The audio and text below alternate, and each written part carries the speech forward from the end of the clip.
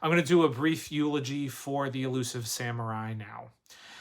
I dropped this series when it was initially coming out. I think I dropped it around chapter 13-ish.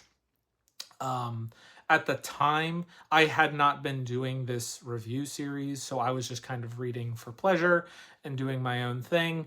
And as I was getting into reading more series, because at the time I really didn't read that much manga. I far less manga than I do now, so I was a lot more judicious with what I was reading. And at the time, things like JJK was still running, things like My Hero Academia were still running. One Piece obviously was still running. So there were lots of series that I was reading, and I was just getting into some other things. And at the time when Elusive Samurai was starting, I felt that it was just like really weird. I didn't think it was like bad, but there was definitely like a weirdness to it, which at the time I just wasn't really vibing with it. So rather than continue on, and since I didn't really have any reason to keep going on, I dropped it. And looking back on it now, I think that was definitely the wrong decision. I think that there's a lot of merits to it, and as I've been rereading it, I have been enjoying the reread. I was really hoping that I was going to be able to catch up to the series before it ended, but I didn't make it.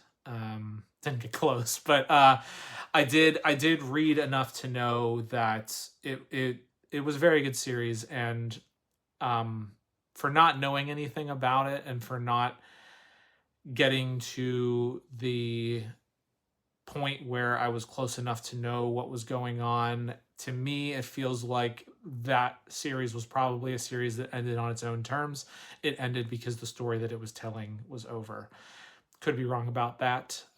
I think I will still try to catch back up and read it all just because I think that it warrants it, but I don't think I'm going to do it in the same sort of, intense manner that I had been doing it previously. Plus, it just, even though I do enjoy it more than I initially had thought that I would, it's not at a high enough level where I'm like, I have to read it. There have been some series that I've started reading and I just devoured it.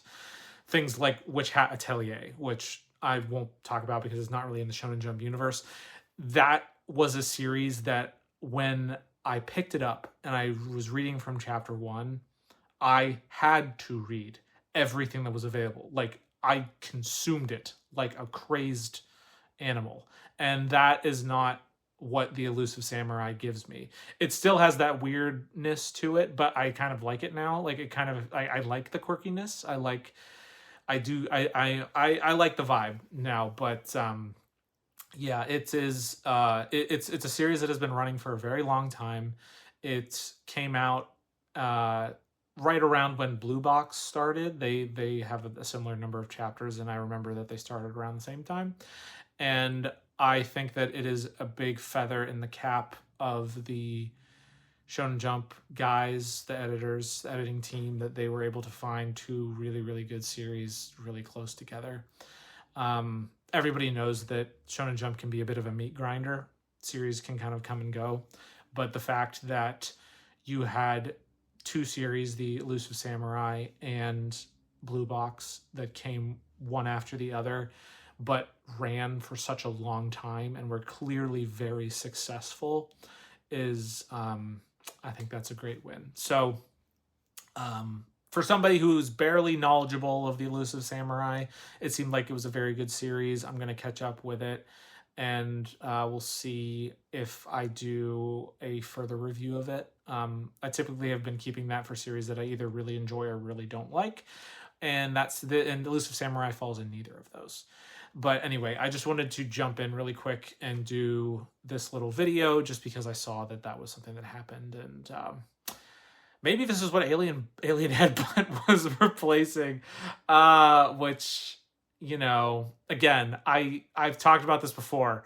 I don't do direct comparisons of like, oh, you got rid of this to start this. Interesting choice. Anyway, thanks again for watching.